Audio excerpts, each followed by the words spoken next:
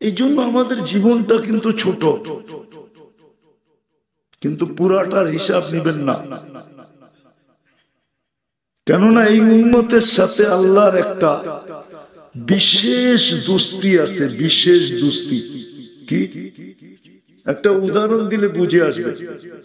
মনে করেন আপনার বাড়িতে অনেকগুলা মানুষ আসলো প্রয়োজনের জন্য, কিন্তু আপনার ঘনিষ্ঠতম থেকে ঘনিষ্ঠতম একজন আসলো, ওদের সাথে আপনি ঘনিষ্ঠ থেকে ঘনিষ্ঠতম আসলো, এদের সাথেই আসলো, প্রয়োজনেই আসলো। কিন্তু চিরাচরিত দেখা যায়, চিরাচরিত দেখা যায় সাধারণ মানুষগুলাকে আগে ডাকবে। ওই ব্যক্তি যদি বলে যে আমি কিছু বলতে চাই, তাহলে ইশারা দিয়া বলবে চুপ থাকো। আমি বুঝাইতে পারতেছি? সাধারণ মানুষগুলোকে বিদায় দিয়া বলবে এইবার তুমি আর আমি কি বলবা বলো, আমি কি করতে পারি বলো। কেননা তুমি আমার ঘনিষ্ঠ ব্যক্তি, সবার সামনে তোমারটা শোনাও শোভনীয় না, আবার বলাও উত্তর দেওয়াটাও কিনা শোভনীয় না। আল্লাহর সাথে এই উম্মতের সাথে একটা ঘনিষ্ঠতা আছে, জানি না আমি বুঝাইতে পারবো কিনা। ঘনিষ্ঠতার কারণে প্রতি রাত্রে আল্লাহ প্রত্যেককে ডাকে, সারাদিন যাকে দেওয়ার দেয়, যা করার করেন, কিন্তু রাতের 3 ভাগের 1 ভাগ যখন অতিবাহিত হয়ে যায়, তো আল্লাহ নিজে প্রথম আকাশে চলে আসেন, আরশ থেকে নিচে নিচে নেমে আসেন, আর আয়েশা ডাকেন হাল মিন মুস্তাগফির মাল্লাহুল হাজা, যার প্রয়োজন আছে আয়, তোর আর আমার সাথে একটা ঘনিষ্ঠ সম্পর্ক আছে, আয় এখন আয়, কি বলবি বল, আমি কি করতে পারি করব। এই ঘনিষ্ঠতা কোন উম্মতের ছিল? শুধু এই উম্মতের আছে। এরকম ঘনিষ্ঠতা কোন উম্মতের কি ছিল না? ছিল না। কিন্তু এই উম্মতের ঘনিষ্ঠতা আছে যে সারা দিন কোলাহল থাকে। কি কোলাহল বোঝেন? মনে হয় বোঝেন না। সারা দিন কি থাকে? হাটের থাকে, বাজারের থাকে, অফিসের থাকে, আদালতের থাকে, মেইলের থাকে, ফ্যাক্টরির থাকে, ঠিক না? হ্যাঁ, ক্ষেতের থাকে, খামারের থাকে, রোডের থাকে, ঘাটের থাকে। কিন্তু রাত যখন নীরব হয়ে যায়, তো কোনো কোলাহল থাকে না। কি শুধু থাকে কি নির্জুমতা। কি থাকে? নির্জুমতা থাকে, নির্জুম পুরী। তখন আল্লাহ ডাকে আয়, তোমার সাথে আমার সাথে একটা ঘনিষ্ঠ সম্পর্ক আছে, যেটা আমি ১৬ লক্ষ উম্মতের মধ্য থেকে কাউকে দেই নাই। উম্মতে মুহাম্মদী তোমাকে দিলাম, আমি নিচে নাইমা আসলাম, এইবার তুমি আমার কাছে আসো, কি লাগবে বলো, কি প্রয়োজন বলো, কি দরকার বলো, কি চাও বলো, গুনাহ মাপ চাও বলো, আমি রেডি, যা চাবে তা দিব। বুঝাইতে পারি না ঘনিষ্ঠতাটা, এটা এই উম্মতকে দিছেন। কিন্তু আফসোস তো এইখানে, আফসোস তো এইখানে, আফসোস তো এইখানে যে রাত্রে উঠে কয়জন, কয়জন উঠে? নাই উঠলো 12টার আগে তো এই শহরের মানুষ কেউ ঘুমায় না। কি এটাও তো বন্দর, ঠিক না? কি সিটির ভিতরে তো না সিটির বাইরে? হ্যাঁ, বাংলাদেশের গ্রামগঞ্জের মানুষও তো আজকাল 12টার আগে ঘুমায় না। বরং কি শেষ খবর তো মনে হয় শেষ হয় 12:30টায়, ঠিক না? কি শেষ খবর শেষ হয় কখন? শেষ খবর না দেখে তো কেউ ঘুমায় না, কিন্তু 12:30টার আগেই তো 1/3 রাত্র অতিবাহিত হয়ে যায়। এখন বাজতেছে 8:10। রাত্র যতই বড় হোক আর 2-1 ঘন্টা আছে বাকি। সূর্য আজকে উঠবে, ফজর আজকে হবে 4:50। ফজর আজকে কয়টায়? সূর্য ডুবছে 5:20। মধ্যখানে কয় ঘন্টা দেখেন? 3 ভাগ করে। তাহলে দেখেন কতক্ষণ বাকি আছে। রাতের 1/3 অতিবাহিত হওয়ার পরেই তো সবাই ঘুমায়, ঠিক না? কি বলেন? হ্যাঁ, ঘুমায় না? কিন্তু ঘুমানোর আগেও যদি 2 রাকাত পড়ে ঘুমাইতো, এই মনে করা যে আল্লাহর সাথে আমার এক ঘনিষ্ঠতা শুনলাম, যেই ঘনিষ্ঠতা আল্লাহ কোন উম্মতকে দেন নাই। এই ঘনিষ্ঠতার জন্যই আল্লাহ হইহুল্লা থেকে যখন দুনিয়াটা নিঝুম হয়, হাট বাজার, অফিস আদালত, রোড ঘাট, মিল ফ্যাক্টরি, ক্ষেত খামার সব যখন ঘুমায়া যায়, তখন আল্লাহ আমাকে ডাকতেছে। আমি ঘুমের আগেই 2 রাকাত পড়ে ঘুমাই। এরকম মতো কয়জন আছে আমি জানি না যে ঘুমানোর আগে 2 রাকাত পড়ে ঘুমায়। বলেন তো দেখি কয়জন আছে? আমি হাসতেছি না, দুঃখে হাসতেছি আমার জাতিকে নিয়ে, যে বুঝাইতে পারি না।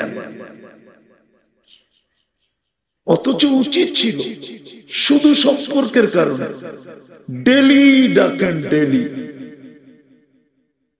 ডেলি 2 রাকাত পড়ার উচিত ছিল। আর কালকের যতগুলা প্রয়োজন আপনারা মনে হয় দেখেন নাই। যারা ব্যবসা করে ওরা দেখছে কোম্পানি ডেলি আসে আর অর্ডার নিয়ে যায়, পরের দিন অর্ডার পৌঁছায় যায়, ঠিক না? 2 রাকাত তো এই জন্য ছিল যে কালকে আপনার যা প্রয়োজন আজকে রাত্রে 2 রাকাত পড়া বুক দিয়া দিলেন, আল্লাহ কালকে আমার এটা লাগবে, কালকে আমার এটা লাগবে, কালকে আমার এটা লাগবে। হুকুমও তো ছিল, ভিক্ষুক যদি হইতে চাও তো আমার কাছে ভিক্ষা করো। ভিক্ষুক যদি হইতে চাও, তা আল্লাহ তো বলতেছে ভিক্ষুক যদি হইতে চাও তাহলে কার কাছে ভিক্ষা করো? মানুষের কাছে ভিক্ষা করলে দাগ লাগা যাবে, আমার কাছে ভিক্ষা করলে কোনোদিন দাগ লাগবে না। মানুষের কাছে ভিক্ষা করলে একদিন বলবে ভিক্ষুক ফ্যামিলি, আমার কাছে ভিক্ষা করো, কাউকে ভিক্ষুক বলতে দিব না। হতে পারে আমার কাছে ভিক্ষা করতে করতে একদিন আসবে, আমি দুনিয়াকে জানায় দিব এ ভিক্ষুক না, এ আমার বন্ধু। এ ভিক্ষুক না, এ কি আমার বন্ধু। যে সাথে বন্ধুত্ব করবা সেও আমার বন্ধু, যে সাথে বন্ধুত্ব করবে সেও আমার বন্ধু। ভিক্ষা করলে আমার কাছে করবে, কিন্তু স্বভাব খারাপ হয়ে গেলে কি বলবে? কয়লা ধুলে তো ময়লা যায় না। আমাদের তো স্বভাবই খারাপ হয়ে গেছে।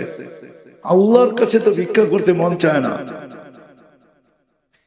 যদি আল্লাহর কাছে ভিক্ষা করতে মন চাইতো তাহলে মানুষ মানুষের পিছে কেন ঘুরতো? সামান্য একটা পদস্থ লোকের পিছে, সামান্য একটা পদবিওয়ালা লোকের পিছে, সামান্য কিছু দুনিয়াতে পাইছেন এর পিছনে মানুষ চামচ হয়ে কেন ঘুরতো? কিন্তু ওই যে বললাম না, অভ্যস্ত হয়ে গেছে, কয়লা ধুইলে ময়লা যায় না। তো আল্লাহ বলতেছে ভিক্ষুক যদি হও তো আমার কাছে হও, আমি তোমার উপরে ভিক্ষুকের দাগ লাগতে দিব না। দ্বিতীয় আরেকটা শুনো, মানুষের কাছে বেশি চাইলে আর খুশিতে কোনোদিন দেয় না। খুশিতে কোনোদিন খুশিতে কোনোদিন খুশিতে কোনোদিন আমার কাছে চাও, আমি তোমাকে সদা সর্বদা খুশি খুশি দিব, খুশিতে দিব। এই জন্যই তো কবি লিখছেন, মাঙ্গো উসি সে জু দে খুশি সে। ওর কাছে চাও যে খুশি খুশি দিবে। কিন্তু আফসোস তো আমরা তো চাই না। হুকুম তো ছিল জুতার ফিতা পর্যন্ত আল্লাহর কাছে চাও, সুই পর্যন্ত আল্লাহর কাছে চাও, সুতা পর্যন্ত আল্লাহর কাছে চাও, আল্লাহর কাছে চাও। চায়া পরে দোকানের দিকে যাও, চায়া পরে বাজারের দিকে যাও।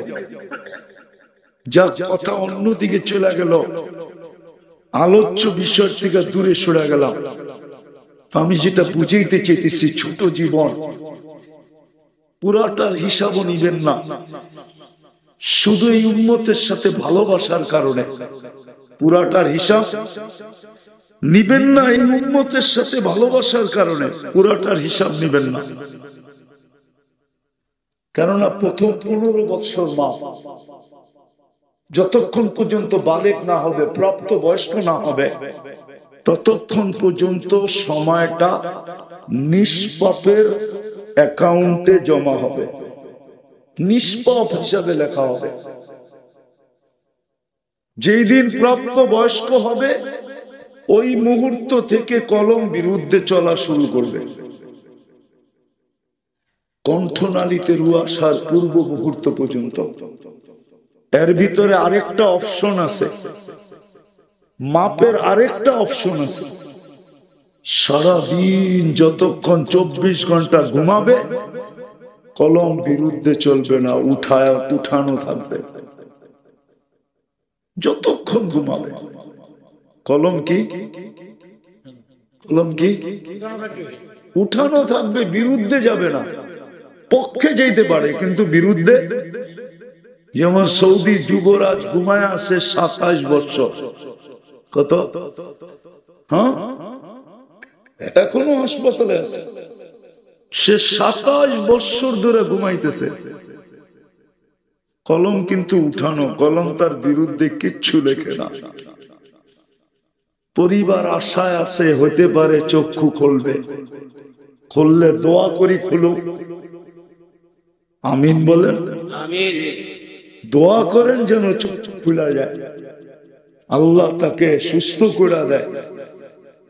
তো যেটা বুঝাইতেছিলাম, এই 2 পর্বে মাপ যতটুকু আছে, কথা শেষ জায়গায় আমি চলে আসছি। গোরা যাওয়া ব্যতীত বিকল্প কোনো রাস্তা নাই। আপনি গড়েন আর না গড়েন, গড়াটা বোঝেন আর না বোঝেন, তাতে কিছু আসে যায় না। গোরা যেতে হবে, কাটায় গেলে চলবে না। গড়া ব্যতীত এটার কোনো বিকল্প রাস্তা নাই। নারী হোক আর পুরুষ হোক, যুবক হোক আর বৃদ্ধ হোক, যে নিজেকে মানুষ ভাবে তাকে গোড়া যেতেই হবে। মানুষ না ভাবলেও গোড়া যেতে হবে। যাকে আল্লাহ মানুষ হিসাবে জন্ম দিচ্ছেন, সে নিজেকে মানুষ ভাবুক আর বানর ভাবুক, তার এই জীবন গড়ে দিতে হবে। এমন না যে বানর ভাবে মাটি হয়ে যাবে, বানরই মাটি হবে। বানর ভাবনাকারী মানুষ এ কোনোদিন মাটি হবে না। বলে না আমরা বানর থেকে তৈরি। আপনি ভাবতে পারেন, আমি ঠিক না অঠিক না এটা বলতেছি না, আপনার ভাবনা। ভাবলে কে না করবে, ঠিক না? আপনি ভাবতে পারেন, কিন্তু আমার কথা শুনে রাখেন, যাকে আল্লাহ মানুষ হিসাবে অস্তিত্ব দিচ্ছেন, তাকে জীবন গড়ে যেতে হবে। আর এর চেয়ে বড় কথা হলো, যাকে আল্লাহ সদিচ্ছায় মুসলমানের ঘরে নির্বাচিত করছেন।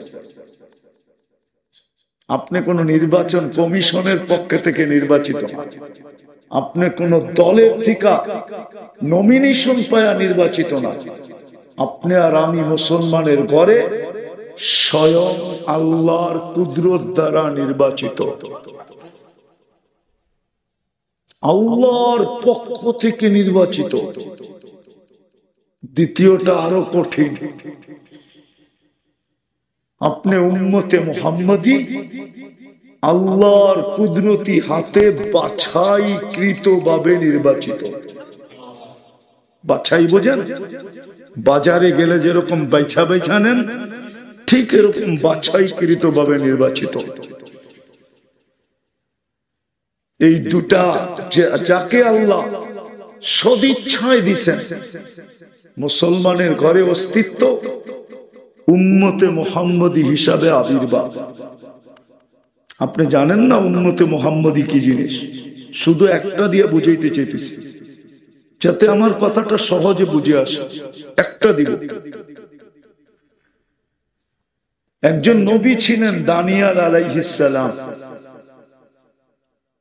কেননা আমাদের আলোচনা সমস্ত কিতাবে ছিল, অতীত সমস্ত কিতাবে ছিল, সমস্ত নবীদের মাঝে ছিল। তো দানিয়াল আলাইহিস সালামও আমাদের আলোচনা শুনতে শুনতে, অতীত কাহিনীগুলা শুনতে শুনতে, কেননা মুসা আলাইহিস সালাম ওনার পূর্বে ছিলেন, উনি দোয়া করছিলেন আল্লাহ উম্মত বানান, উম্মতে মুহাম্মদী বানান। তা আল্লাহ বলছে সম্ভব না, সাবাক্তা মিনহুম, তুমি অনেক আগে চলে আসছো, উম্মতে মুহাম্মদী অনেক পরে আসবে, বর্তমানে তোমাকে ওইখানে নিয়ে যাওয়া সম্ভব না। তো উনি অতীত জানার কারণে, ইতিহাস জানার কারণে ওনার দোয়ার স্টাইলটা ছিল এরকম যে আল্লাহ আমি উম্মত হইতে চাই না, তো কি চাও? বলছে আমার মৃত্যুর পরে যেন আমাকে সুরক্ষিত রাখা হয়, দাফন কাফন না করা হয়। উম্মতে মুহাম্মদী যখন আসবে এদের হাতে যেন আমাকে কাফন পরানো হয়, আর এদের হাতেই যেন আমাকে দাফন করা হয়। এবার বোঝেন আপনার ভ্যালুটা কত। নবী দানিয়াল আলাইহিস সালাম নিজের কাফন আর দাফন চাইতেছেন আপনার আমার হাতের মাধ্যমে। এবার বোঝেন আপনার হাতের ছোঁয়া কত দাম। হাতের ছোঁয়া যদি এত দাম হয়, তাহলে পুরা অস্তিত্বটার কত দাম।